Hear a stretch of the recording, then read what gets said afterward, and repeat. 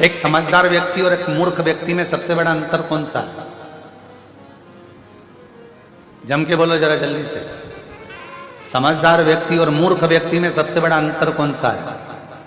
समझदार व्यक्ति और मूर्ख व्यक्ति में सबसे बड़ा अंतर है, मूर्ख व्यक्ति के कान में कोई भी कुछ भी आकर भर कर चले जाता है और वो भड़क जाता है, और समझदार व्यक्ति पहले सोचता है, विचारता है, फिर उसका जवाब देता है, भड़कता नहीं है।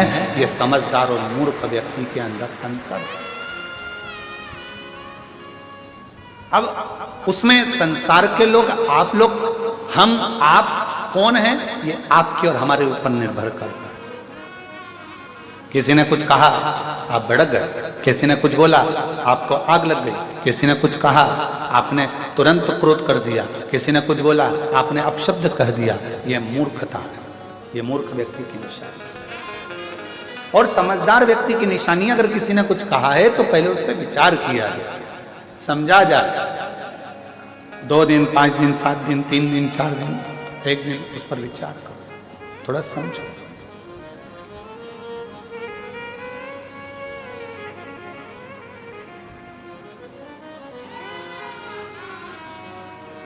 आजकल एक नया काम हो गया, नए नए लड़का लड़कियां कहते हैं कि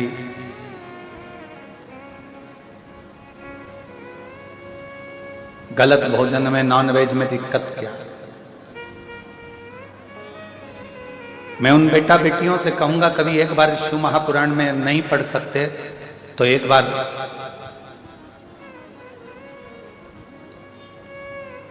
उज्जैन में 84 महादेव में एक महादेव है 21वें नंबर के, उनका दर्शन कर। उज्जैन में जाकर दर्शन नहीं कर सकते तो काशी के 80 घाट के नजदीक में एक मंदिर है, उसका दर्शन कर। वहां भी नहीं जा सकते तो आंध्र प्रदेश का एक मंदिर है, उसका दर्शन कर आओ।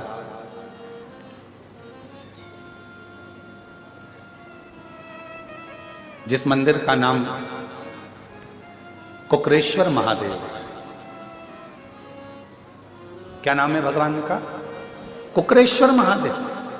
अब कुकर किसको कहा जाता है?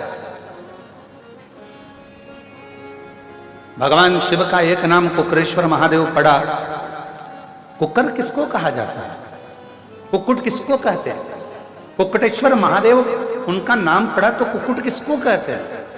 कहा मुर्गे को कहा जाता है। किसको कहते हैं? जम के बोलो जरा। मुर्गे को। कुक्कुट किसको कहते हैं? मुर्गे को। तो शिवजी का नाम कुकरेश्वर महादेव कैसे हो गया? 84 महादेव में से 21वें नंबर के महादेव हैं कुकरेश्वर महादेव, जो कि राम घाट के पास में उज्जैनी अवंतिकापुरी में विराजमान। कुकरेश्वर महादेव काशी में 80 घाट के नजदीक में विराजमान है। कुकरेश्वर महादेव स्वयं आंध्र प्रदेश में विराजमान है, कौड़ी जी के पास। कैसे नाम पड़ गए? जो लोग कहते हैं कि नॉनवेज अच्छा है, जो लोग कहते हैं कि मांसाहार ठीक है, जो लोग कहते हैं ऐसा ठीक है, जिनकी बुद्धि में आजकल के जमाने में बिठा दिया जाता है कि गलत भोजन करो, गलत भोजन करो, गलत भोजन करो। मेरा उनसे निवेदन है, एक बार हमारे बाबा के दर्शन भी करो। बाबा का दर्शन करो। कितनी सुंदर कथा आती है कुकरेश्वर महादेव की। 84 महादेव में एक महादेव हैं, काशी में जो विराजमान है कुकरेश्वर महादेव, उनकी भी बड़ी रोचक कथा है। आंध्र प्रदेश में जो कुकरेश्वर महादेव विराजमान है, उनकी भी बड़ी रोचक कथा है। इन कथाओं को निकालो कि शिवजी को भी कौन सा नाम मिला? मुर्गे का नाम, कुकरेश्वर महादेव।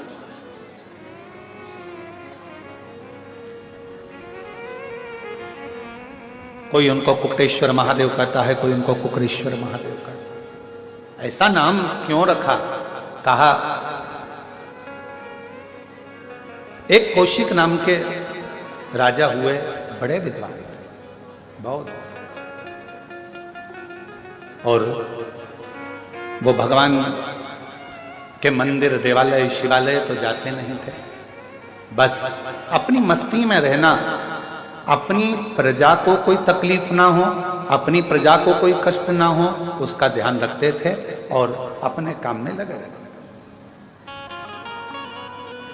कभी कभी मन करता तो देवालय, तीर्थ, शिवालय चले जाते, भगवान के मंदिर चले जाते, स्मरण करते। उनकी पत्नी उनसे बहुत दुखी थी।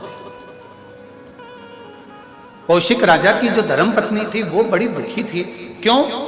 क्योंकि जिस दिन से कौशिक राजा के साथ में उनका विवाह हुआ था, उस दिन से वो धर्म पत्नी ने अपने पति को शाम का सूरज ढलते ही, जैसे ही सूरज ढला और सुबह का सूरज उगा, तब तक उनका पति उनके पास में नहीं रहता।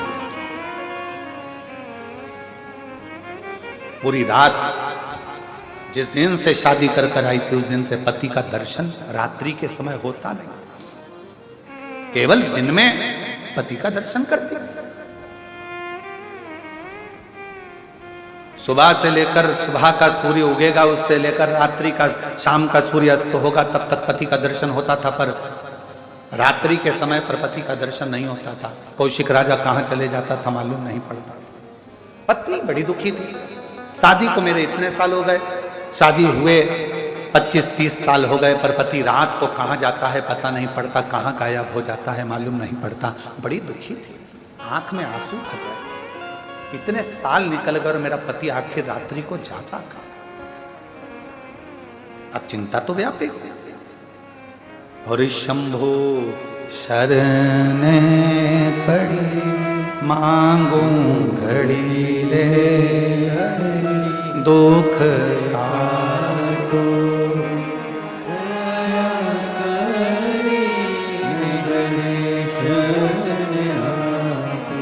ओ शंभो शरण मांगू घड़ी रे दुख काटो, दया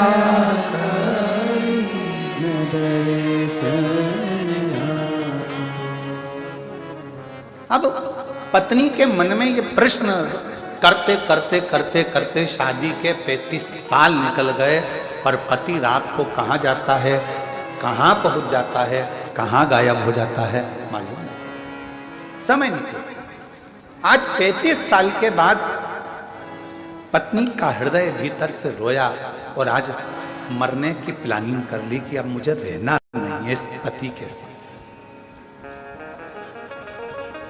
मुझे अब इस पति के साथ नहीं रहना, जो 35 साल से रात्रि को ना जाने कहां गायब हो जाता है पता नहीं पड़ता। अब मैं इसके साथ नहीं रहूंगी। और हो सकता है कि आज का समय होता तो शायद तलाक ले लेती, पर पूर्व का समय था तो वो सीधे अपने प्राणों को त्यागने के लिए चली। पूर्व का समय, और प्राणों को त्यागने के लिए जैसे ही चली, बस जानकर एक कुएं में अपने प्राणों को, एक बावड़ी में अपने प्राणों को त्यागने ही वाली थी, इतनी देर में वहीं से गालव ऋषि निकल कर जा रहे हैं। अब देखिएगा जरा, शंकर करुणा कैसी करता है, शिव कृपा कैसी करता है। जब जब व्यक्ति हारता है, जब जब व्यक्ति हारता है, और अगर उसने कभी जिंदगी में एक लोटा जल चढ़ाया होता है, तो उसके हार के समय पर शिव खुद किसी ना किसी को भेज देते। शिव करुणा सागर किसी ना किसी को भेज देते हैं। गालव ऋषि का आगमन हुआ और गुरु का काम क्या है? आप लोग शिव गुरु, शिव महापुराण की कथा सुन रहे हो। गुरु का काम क्या है? दीप जलाना, प्रकाश करना। गुरु का काम है प्रकाश करना। और गुरु, सर्वश्रेष्ठ गुरु का लक्षण क्या है?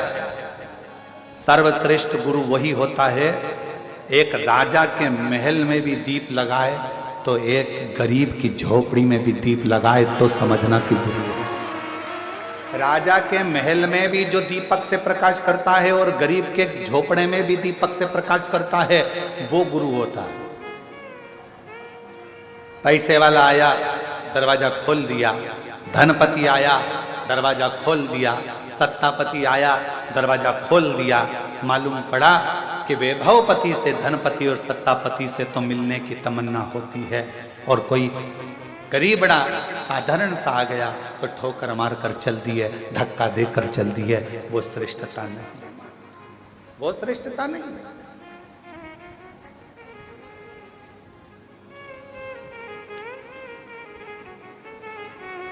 एक साधारण भी आए तो उसका सम्मान, और एक राजा भी आए तो उसका सम्मान, एक धनपति भी आए तो उसका सम्मान, और एक गरीबड़ा भी आए तो उसका सम्मान, उसके अपमान ना।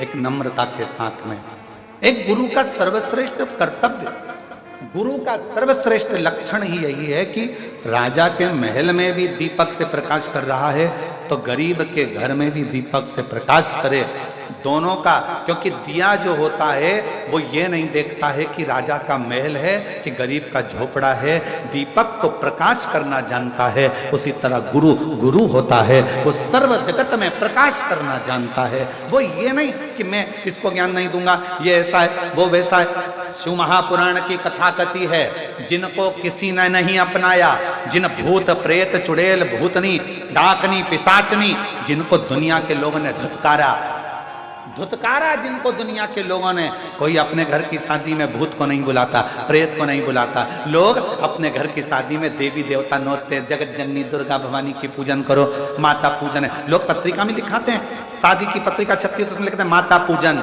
मंडप, गणेश पूजन। तुमने कभी पत्रिका में देखा भूत पूजन, डाकनी पूजन, चुड़ैल पूजन, पिशाचनी पूजन? कभी तुमने पढ़ा? जम के तो बोलो नहीं करा। क्यों? इनको कोई बुलाता ही नहीं। अभी इनको कोई नहीं बुलाता तो भगवान शंकर ने विचार करा, जिनको कोई नहीं बुलाता उनको मैं बुलाऊं, मैं बुलाऊं। जिनको कोई नहीं पूछता उनको मैं पूछूं। बड़े बड़े को तो दुनिया बुला लेती है, आजकल एक फैशन चला है कि इनको बुलाओ अपना नाम चलेगा, उनको बुलाओ अपना नाम चलेगा। एक से बढ़कर एक ढेरों सेलिब्रिटियों को बुलाया जाता है जिससे अपना नाम चले, पर मेरे शंकर से बड़ा दुनिया में कोई सेलिब्रिटी हो ही नहीं सकता। मेरे शिव से कौन? नाम चलेगा, अपना नाम चलेगा, अपना वैभव बढ़ेगा, अपना वैभव बढ़ेगा ना। शिव महापुराण की कथा कहती है, भगवान शंकर तैयार हुए, दूल्हा बने, और उन्होंने सबसे पहला काम भगवान ब्रह्मा और विष्णु से कहा, तुम्हारे बारातियों को आगे ले जाओ, मना नहीं है, पर मेरे बाराती अब आएंगे, तुम घबरा जाओगे। डमरू खड़का कर उन्होंने बुलाया, डाकनी पिशाचनी चुड़ैल भूत भयंकर। किसी की 1 आंख थी, किसी की 12 आंख थी, किसी के 12 मुंह थे, किसी के 10 मुंह थे, अलग अलग। पांव की तो पूछो ही मती, किसी के हजारों और किसी का एक भी नहीं। और जिसका एक भी पांव नहीं था उसको एक जगह बिठा देते थे, और दूसरा भूत आकर उसमें लात मारता था तो वो देवताओं में जाकर भरा जाता था। देवता देखकर घबरा जाते थे तो वो आगे भग जाते थे। फिर दूसरा आता था तो वो देखता था, फिर ये रुक गया, फिर उसने लात दी गेंद की तरह, फिर गया।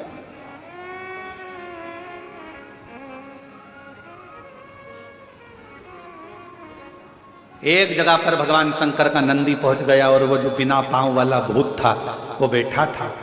शंकर जी ने उसको हंसकर पूछा, क्यों रे, क्या हो गया? वो भूत बोला, बहुत देर से लोग मुझे लात मार रहा है, बहुत देर, कुछ कृपा करो ना प्रभु, अभी पीछे से और आ रहे होंगे, फिर लात देंगे धर के। शंकर भगवान अपने भक्त को बल देते। तो शिव जी ने कहा उस भूत से, क्यों चिंता करता है, हल्का रहेगा तो लात मारेंगे, मेरा वर है तुझे, एकदम भारी हो जा, एकदम भारी पत्थर की तरह, फिर देखूं लात पड़े कि नहीं पड़े। फुटबॉल का मैच देखा है आप लोगों ने? फुटबॉल का, अरे जम के तो बोलो। फुटबॉल के मैच में एक अकेली फुटबॉल को इधर से भी लात, उधर से भी लात, इधर से भी लात, उधर से भी लात मारी जाती है। क्यों मारी जाती है? क्योंकि वो अंदर से खाली होती है। अगर वो फुटबॉल में रेत भर दी जाए, पत्थर भर दिया जाए, तो किसी के बाप में दम हो तो मार के बताए। फुटबॉल खाली है तो लात पड़ रही है, भरा गई तो किसी में दम नहीं कि लात मार दे। शंकर भगवान हमेशा बल देते हैं। शिव जी ने कहा चिंता मत कर, अब कोई लात मारे तो उससे पहले मेरा नाम लेके कल्ला जीवड़ा कर कर कठोर बनकर बैठ जाना, फिर लात नहीं पड़ेगी। तो कहा प्रभु फिर मैं आपकी बारात में चलूंगा कैसे? शिव जी कहते हैं जब इतना बल अंदर से आ जाएगा कि तू पत्थर की तरह हो जाएगा तो अपने बल पर हाथ से चलकर आएगा, चिंता मत कर। चलेगा, दौड़ेगा। और वही हुआ, पीछे से एक भूत आया, उसने जो लात दी, लात देते से उसकी लात टूट गई। उसने सोच लिया अब अपन में इतना बल आ गया है तो अपने हाथ किस काम का आएंगे। उसने पांव की जगह हाथ से चलता चलता भगवान शिव की बारात में पहुंचा है, क्योंकि शिव बल प्रदान करते हैं। सबसे बड़ा बल देने वाला एक ही है, वो महाबलेश्वर देवाधिदेव महादेव है। शिव जी का एक नाम महाबलेश्वर है क्योंकि वो बल प्रदान करता है। भगवान शंकर अविरल बल देते हैं, इसलिए उनका नाम महाबलेश्वर भी कहा। हाथ के बल पर चलते। कई लोग बहुत रोते हैं, अब हमारा क्या होगा रे भगवान, अब हमारा क्या होगा रे भगवान। भगवान कहता है क्यों चिंता करते हैं, जगत पर विश्वास कर कर देखा था, उसने धोखा दिया। जगत के लोगों ने ठोकर दी, अब खुद पर विश्वास कर, खुद को मजबूत कर। किसी की सामर्थ्यता नहीं कि कोई तुझे ठोकर लगा, खुद की। अपने आप को बुलंद करिए। दूसरे की चमक से कभी मत चमको, अपनी चमक बरकरार रखो। दूसरे की चमक से नहीं, अपनी चमक बरकरार रखो। विचार करा कि मेरे प्राण छोड़ जाए। कौशिक राजा की धर्मपत्नी मरने के लिए, प्राण छोड़ने के लिए बावड़ी पर, कुएं पर पहुंच गई। सामने से गालव ऋषि ने रोक दिया, क्या कर रही हो, कौन हो तुम? मैं कौशिक राजा की पत्नी। क्यों, हुआ क्या, क्या हो गया? महाराज 35 साल हो गए मेरी शादी को, पर मेरा पति दिन में तो दिखता है पर रात में नजर नहीं आता। ना जाने कहाँ चले जाता है, दिखता भी नहीं है, ओझल हो जाता है, समझ नहीं आता क्या करूं। इतने में गालव ऋषि ने उस बेटी का सांत्वना देकर कहा चल तू मेरे आश्रम में चल, मैं तुझे एक उपदेश देता हूँ। आश्रम में ले गए, उसको फल दिया, खाने को बिठा दिया और कहा क्यों चिंता करती है, क्या बात है? उसने कहा बात केवल इतनी है, मेरी शादी को 35 साल हो गए, मेरा पति दिन में तो दिखता है पर रात में नजर नहीं। इतनी सी बात। हाँ, क्या नाम है तेरे पति का? राजा कौशिक मेरा पति। राजा कौशिक, वो तो बड़ा विद्वान है, बड़ा विद्वान है। हाँ, भक्त भी है। हाँ, उसके साथ ऐसा होता है। हाँ, तब गालव ऋषि ने शिव जी की आराधना कर कर और मानसिक शिव की पूजन कर कर शंकर भगवान से पूछा बाबा आप बताओ कि ये क्या हो रहा? शिव की आज्ञा हुई, ध्यान लगा कर देखा तो गालव ऋषि ने कौशिक राजा की पत्नी से कहा तेरा पति पूर्व समय में राजा विदुरथ का बेटा था। एक राजा हुए हैं विदुरथ, उनका पुत्र पूर्व समय में तेरा पति राजा कौशिक पूर्व समय में राजा विदुरथ का बेटा था। और इतना सुंदर था, इतना सुंदर था, सारे ठाट उसके हाथ में थे, सारी स्त्रियों का भोग भी वो भोगता था, सारे साज का भोग वो भोगता था। पर एक गलत काम वो करता था, क्या कि वो सुबह से लेकर शाम तक मुर्गा को मारकर, कुक्कुट को मारकर उसके मांस का भक्षण करता था, उसके मांस का भक्षण करता था।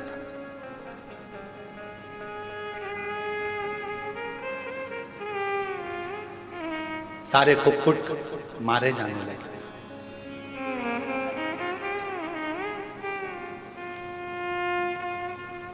प्राण छूटने लगे, सारे मुर्गा उनके सारे कुक्कुट हो गए। नगर के जितने कुक्कुट थे, जितने मुर्गा थे, सब अपने राजा के पास गए। राजा का नाम था, मुर्गाओं का, कुक्कुट का जो राजा होता है उसका नाम होता है ताम्रचूर्ण। क्या नाम है? ताम्रचूर्ण। कुक्कुट का राजा, मुर्गा के राजा का नाम है ताम्रचूर्ण। ताम्रचूर्ण राजा के पास में गए, महाराज वो विदुरथ राजा का बेटा हमको मार मार कर खाता जा रहा है और हम सब कष्ट में हैं, कुछ करिए। ताम्रचूर्ण नाम का जो राजा था, मुर्गों का, जो कुक्कुटों का राजा था, वो भगवान का अविरल भक्त था। भक्त था, अविरल। कल कथा में कहा था, एक चींटी भी अगर शिव जी से चिपकी हुई है ना तो समझ लेना कि वो साधारण नहीं है। एक चींटा शंकर भगवान के शिवलिंग के पास में चिपक कर बैठा है तो वो साधारण नहीं है। एक छोटा सा कीड़ा भी शंकर के शिवलिंग के पास बैठा है तो समझ लेना वो साधारण नहीं है। ना जाने कौन सा पूर्व जन्म का पुण्य होगा जो शिव के करीब में होगा। शिव के जितने भी शिव भक्त कुबेरेश्वर बाबा की धरा पर पहुंचते हैं, और अगर हम सीहोर में रहते हैं, कुबेरेश्वर बाबा के धाम में रहते हैं, तो हम इन भक्तों का दर्शन कहीं से भी एकांत से हम करते रहते हैं कि बड़े किस्मत वाले हैं जो बाबा के धाम में कंकर शंकर की भूमि पर आए हैं। ये शिव के कोई पिछले जन्म के अच्छे कर्म मुझे बाबा तेरा, कोई पिछले जन्म के अच्छे कर्म मुझे बाबा तेरा साथ देना। जहाँ सारी दुनिया झुकती है, जहाँ सारी दुनिया झुकती है, मुझे वो आली दरबार मिला, दरबार मिला। कोई पिछले जन्म के अच्छे कर्म मुझे बाबा तेरा साथ, कोई पिछले जन्म के अच्छे कर्म मुझे बाबा तेरा साथ। कोई पिछला जन्म का कोई पुण्य हो, पिछले जन्म का कोई,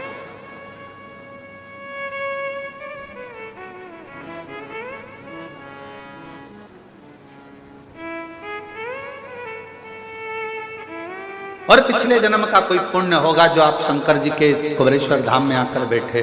कोई पिछले जन्म का पुण्य होगा जो आप शिव जी की कथा को सुन रहे हैं। कोई पिछले जन्म का हमारा पुण्य होगा जो शिव जी की कथा को बाँच रहे हैं।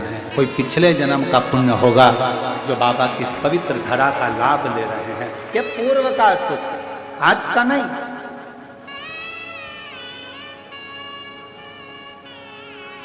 ताम्रचूर्ण मुर्गों का राजा, कुक्कुटों का राजा, शिव जी का बड़ा भक्त था।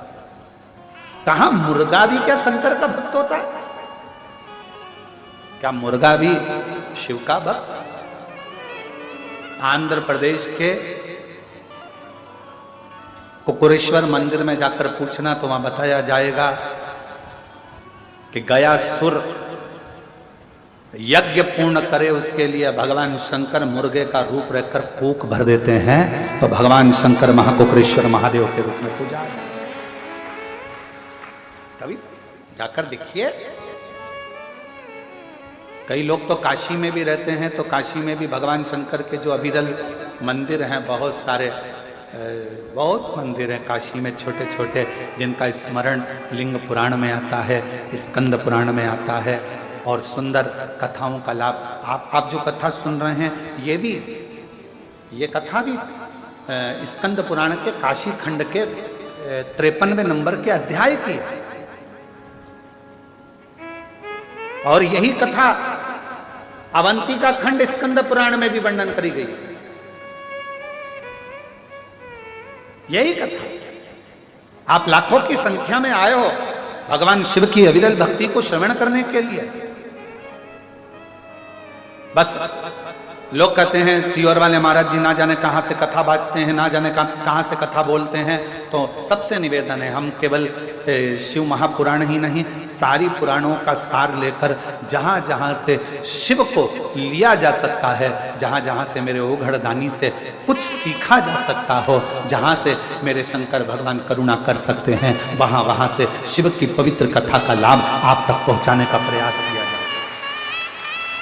पूरा प्रयास यह करा जाता है कि शंकर जी की कथा आप तक पहुंचे। एक एक स्कंद पुराण हो, चाहे लिंग पुराण हो, चाहे नर्मदा पुराण हो, चाहे भविष्य पुराण हो, कूर्म पुराण हो, चाहे नारद पुराण हो, चाहे जो पुराण हो, वामन पुराण, वराह पुराण, जो पुराण, उसका सबका सार आप तक पहुंचे।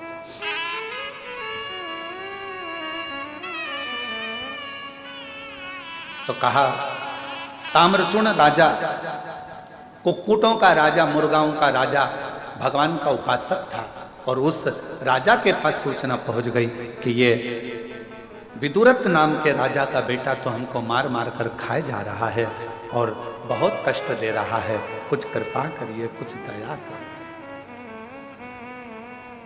कुछ कृपा। गालव मुनि ने कहा रानी से, हे रानी, तभी उसी समय ताम्रचूर्ण राजा को क्रोध आ गया जो शिवजी के मंदिर से आ रहा है,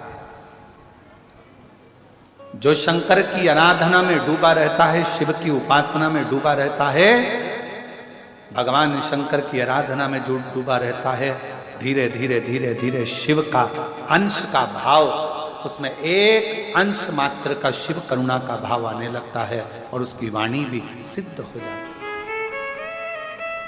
कबीरदास जी का एक प्रसंग सामने आता है कि कबीरदास जी के बेटे के पास में एक व्यक्ति आया और आकर किसी ने कहा कि इस व्यक्ति को शरीर में कुष्ठ रोग हो गया। कुष्ठ रोग? हमने सुना है कि आप ठीक कर देते हो। कबीरदास जी के बेटे ने कहा कोई बात नहीं। कबीरदास जी के बेटे ने 3 बार राम राम राम कहा और कहा जाओ तुम ठीक हो गए, और उसका रोग समाप्त हो गया। रोग समाप्त हो गया, कुष्ठ रोग मिट गया। कितनी बार राम राम बोला? जम के बोलो जरा। 3 बार राम राम बोला, कुष्ठ रोग समाप्त हो गया, वो चले गया। थोड़ी देर बाद कबीरदास जी आए और कबीरा बाबा ने पूछा बेटा क्या बात है, ये जो बाहर गया ये कौन था? कहा इसके शरीर में कुष्ठ रोग हो गया था, बीमार था, आस लेकर आया था, इसलिए मैंने 3 बार राम राम राम राम कहकर उसका रोग समाप्त कर दिया। कबीरदास जी की आंख में जल छलक गया। कबीरा बाबा ने कहा अपने बेटे से तुम्हारी भक्ति अभी प्रबल नहीं हुई है, तुम्हारा विश्वास अभी प्रबल नहीं हुआ, इसलिए तुम्हें 3 बार राम राम कहकर दुख मिटाना पड़ रहा है। जिस दिन तुम्हारा विश्वास और भक्ति प्रबल होगी, मुख से नाम नहीं निकलेगा, घट की जिह्वा में राम होगा और देख लोगे उतने में दुख कट जाएगा। केवल देखो और दुख कटे, समझ लेना कि तुम्हारा भगवान पर भरोसा बढ़ गया है। तुम्हारे देखने से, मात्र तुम्हारी दृष्टि से उसका दुख कटने लगे। केवल देखने से दुख कट रहा है, समझ लो कि तुम्हारा विश्वास उस इष्ट के प्रति, तुम्हारा भरोसा उस परमात्मा के प्रति और तुम्हारा सिद्धता उस मंत्र के प्रति बढ़ गई है। मंत्र। मेरी जीजियां, मेरे जीजाओं, मेरी बेटियां, बेटाओं, आप लोग कथा में आते हो, कुबेरेश्वर धाम आते हो, हम कहते हैं 108 बार श्री शिवाय नमस्तुभ्यम बोला करो। ये बोलने का इसलिए कहते हैं क्योंकि आपकी वाणी, आपका घट, आपकी जिह्वा, आपका मन, आपकी नेत्र, आपकी श्रवण शक्ति, आपकी वाणी पवित्र होती चली जाए और वो मंत्र आपकी घट के जिह्वा में ऐसा बैठ जाए। जब आप कुबेरेश्वर धाम से जाओ, कथा सुनने के बाद जाओ, तो आप जिसको देख लो उसकी जिंदगी सफल हो जाए, उसका दुख कट जाए, तो समझ लो कि जिंदगी का आनंद इसी को कहते हैं। कबीरदास जी ने अपने पुत्र से कहा तुझे 3 बार राम राम कहना पड़ा, जरा विचार कर, मतलब तेरी सिद्धता पूर्ण नहीं हुई है, अभी सिद्ध कर। घट की जिभ्या में राम बैठा हो और मात्र दृष्टि दी जाए, एक बार देख लिया जाए, उतने में दुख कट जाए, तो समझ लो कि जीवन का आनंद है। दुख कट जाए।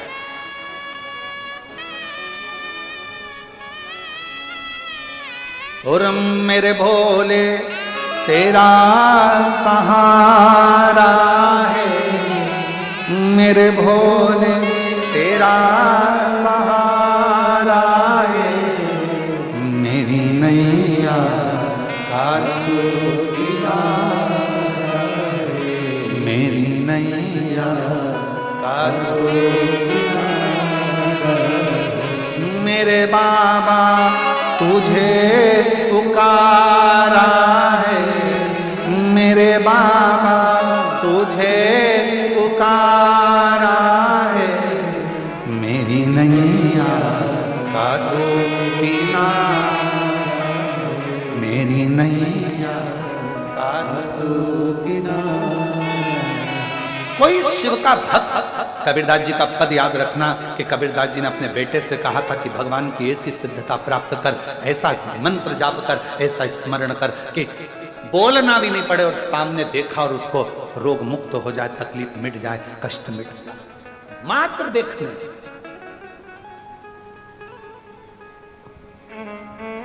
और कृपा की न होती जो आदत तुम्हारी, तो सुनी रहती अदालत तुम्हारी। गरीबों के दिल में जगह तुम न पाते, तो किस दिल में होती इबादत तुम्हारी। आप केवल दृष्टि पड़े और सुख मिल जाए। एक पत्र अच्छा है, देखिए।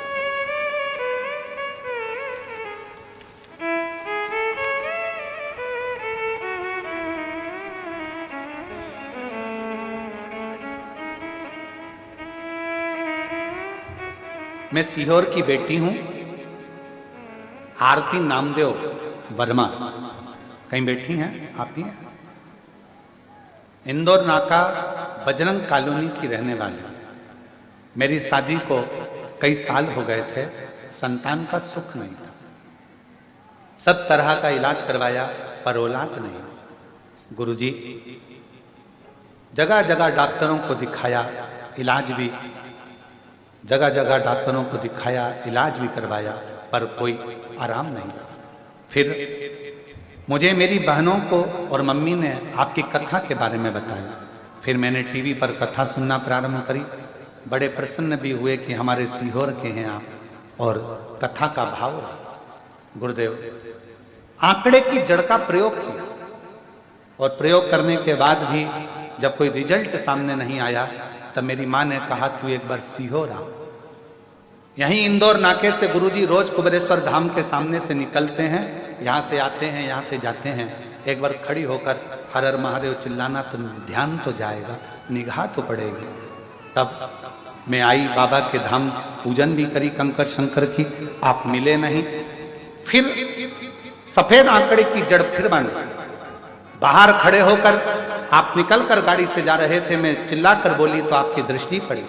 गुरुदेव पशुपतिनाथ का व्रत किया और बाबा की ऐसी कृपा हुई कि कई सालों के बाद 17 सितंबर 2022 को पुत्र रत्न की प्राप्ति हुई। मैं बाबा को प्रणाम करता हूं।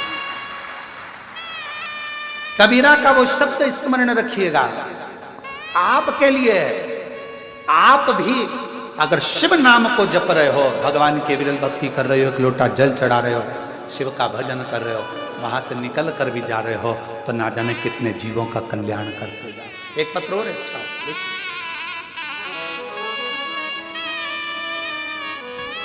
मैं सीमा नायक, पति शैलेश नायक, निवासी गोरखगंज जिला रायसेन से हूं। मैं बाबा का क्या वर्णन करूं। मेरी शादी को 19 साल हो गए थे। मेरे यहाँ पर 2 बेटियां, एक 18 साल की है, दूसरी 14 साल की है। पर एक स्त्री को जो सम्मान मिलना चाहिए, क्या पता दुनिया के लोग क्यों ऐसे होते हैं गुरुदेव कि लड़का होने पर सम्मान करते हैं पर लड़की के बाद सम्मान नहीं करते। ये दुनिया की रीत है भाई। पर मेरा आपसे निवेदन है, जहां बैठे हैं आ सकते हैं बेलपत्र लेने के लिए, पर निवेदन करूंगा, बेटा होने के बाद लोग कहते हैं सम्मान मिलता है, पर मेरी दृष्टि कहती है जो सम्मान बेटी होने के बाद देवलोक में मिलता है वो सम्मान कहीं नहीं। ये दुनिया की गलत सोच है, गलत विचार है कि बेटा होना चाहिए, बेटा होना चाहिए। अरे भाई, बेटा एक कुल को और बेटी दो कुल को तारती है। गुरुदेव 18 साल की बेटी हो गई तो भी लोग ताना देते थे, दो दो लड़की है, दो दो बेटियां हैं, बेटा नहीं बेटा नहीं। ना जाने क्यों लोग अलग से छिटक देते हैं, ऐसा लगता है कि क्या बेटी का होना श्रेष्ठ नहीं। तब किसी ने कहा कि सियोर वाला महाराज की कथा टीवी पर आती है, सुना करो।